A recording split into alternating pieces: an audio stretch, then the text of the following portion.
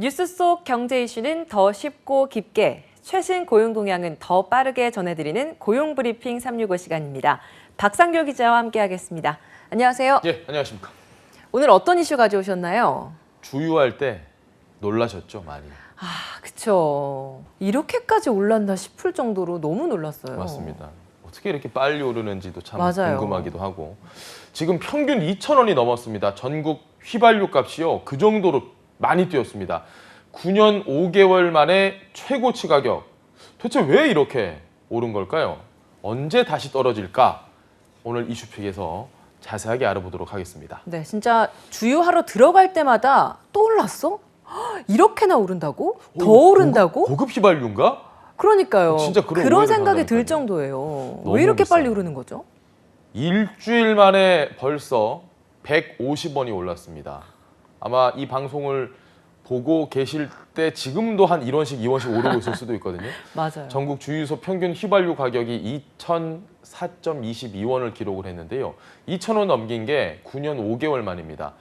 전국 최고가 2,959원입니다. 이게 3,000원에 지금 육박을 했는데요. 경유 가격은 어떨까? 마찬가지입니다. 전국 평균 경유 가격이 리터당 1,917.89원, 서울은 이미 경유 역시도 2,000원대를 넘어섰습니다. 네, 러시아와 우크라이나의 이런 사태 때문에 기름값이 오른다, 이런 뉴스들도 많았고 오를 거란 예상은 했습니다만 예. 이렇게까지 빠르게 이렇게까지 많이 올랐을까? 오를 수 있었을까라는 건 사실 예상을 못했어요. 저희가 중동 오일머니 이런 얘기 많이 하잖아요. 네. 그러니까 중동하면 기름인데 기름값을 결정짓는 국제 유가는 이 두바이유를 기준으로 합니다. 이게 지난 9일 배럴당 128달러까지 치솟았다가 최근에 하락세로 살짝 돌아섰습니다. 자, 그래요? 이렇게 되면 네.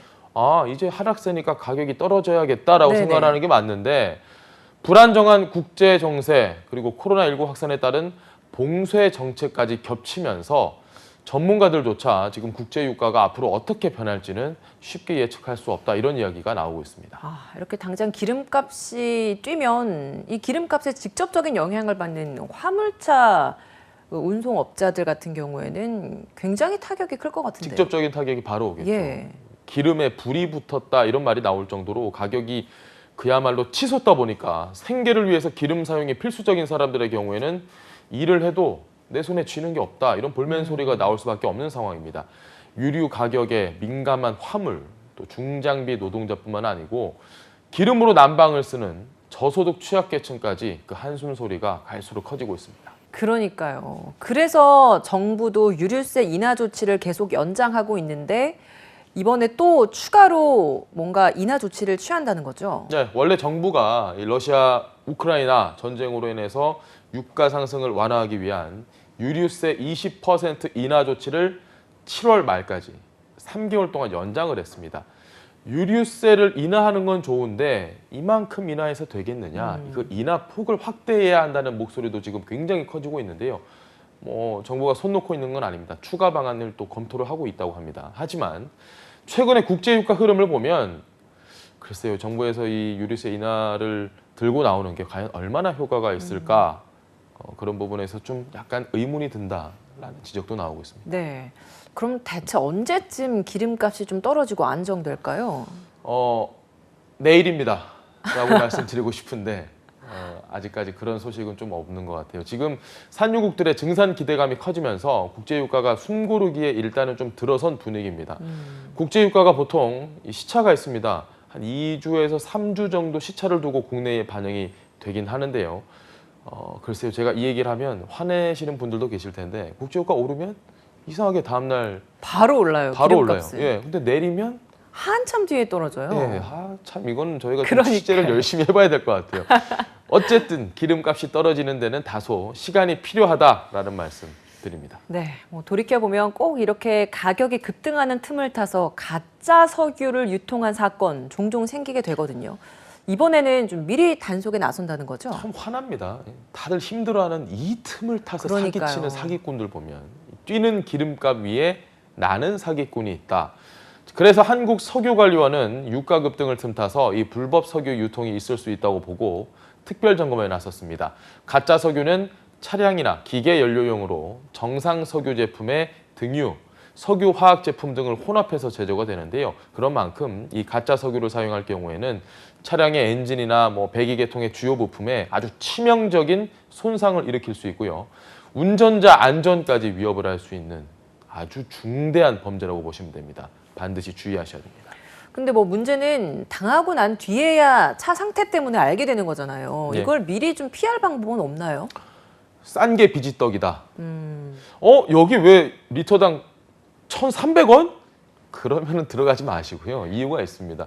지나치게 값이 싼 주유소는 조심을 하시고 또 현금 거래에는 가능한 피하는 게 좋다라는 조언을 해드리고 싶습니다. 만약에 불법 석유 유통을 알게 됐다거나 또 당했을 때 한국석유관리원 소비자신고센터로 연락을 하면 신고 포상금 제도도 운영을 하고 있습니다. 신고를 한 사람에게는 10만 원에서 최대 1,000만 원의 보상금을 지급을 하니까 주유 후 연비 출력이 좀 감소하고 있다, 뭔가 이상하다, 이런 뭔가 의심되는 정황이 있을 때는 반드시 신고를 하시고 1,000만 원의 포상금까지 한번 노려보시는 게 좋을 것 같습니다.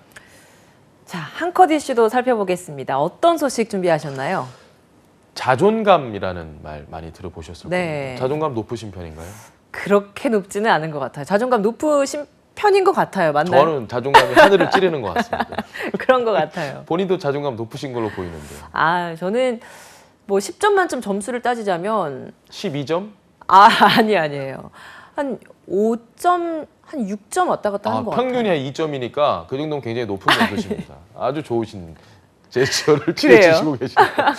자, 이 자존감이라는 이야기를 제가 왜 했느냐. 말 그대로 이 자존감이라는 건 스스로를 존중하는 감정을 의미를 합니다. 직관적으로 자신에게 이런 질문을 한번 던져보시죠. 나는 나 자신을 얼마나 존중할까? 스스로에게 자존감 점수를 준다라고 하면 아까 우리 김나연 앵커는 10점 만점에 5.5점을 줬거든요. 만점을 저는 한 9점 정도로 주고 싶은데 하늘 찌르네요, 정말. 이렇게 근데 자존감을 높게 가지고 있다 그런 사람이라고 할지라도 이 직장 생활 하다 보면 맞아요.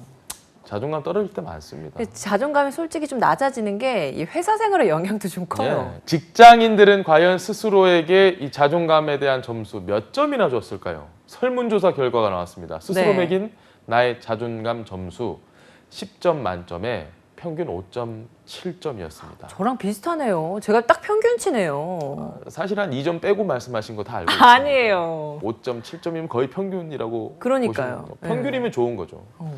7점이 20.3%로 가장 많았습니다. 7점이 가장 많은데 그걸 뛰어넘은 9점이시니까 굉장히 높으신 겁니다. 네, 스스로를 존중하시죠.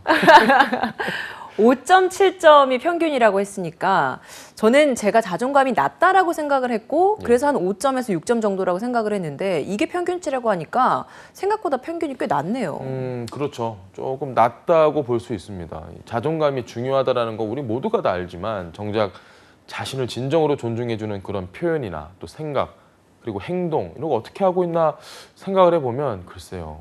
어떨지 모르겠습니다. 직장 생활에서 만나는 그 수많은 스트레스에 내가 나 자신을 존중해 주지 않으면 누가 날 존중해 줄까요? 네. 정말 나 자신을 좀 존중하는 그런 자세 필요합니다. 아마 이 얘기 듣고 어떤 분들은 고개 끄덕이시기도 할 거고 어떤 저도 분들은 끄덕이고 있습니다. 지금 눈가가 촉촉해지시는 분들도 계실 것 같은데 자 그런데 이렇게 적당히 넘어가는 일이 오래되다 보면 번아웃이나 또 더 큰 불안감으로 번질 때가 많다고 합니다. 자존감 수업의 저자 윤홍균 정신과 전문의가 반복적으로 자신을 향해서 토닥이는 일이 일상이 될 때 자존감을 높일 수 있다고 조언을 합니다. 저는 늘 제 스스로를 토닥여 주거든요. 넌 오늘도 잘생겼어 이런 식으로. 당장 스스로를 토닥여 주십시오. 네, 좋은 방법인 것 같습니다. 저도 한번 활용을 해봐야 될 것 같다는 생각이 드네요. 자, 올라도 너무 오른 휘발유값, 가뜩이나 고물가 부담에 시달리는 서민 경제의 주름살을 더 키우고 있는데요. 경제 부담을 줄일 대책 마련이 필요해 보입니다. 오늘 박상효 기자와 함께했습니다. 고맙습니다. 네, 감사합니다.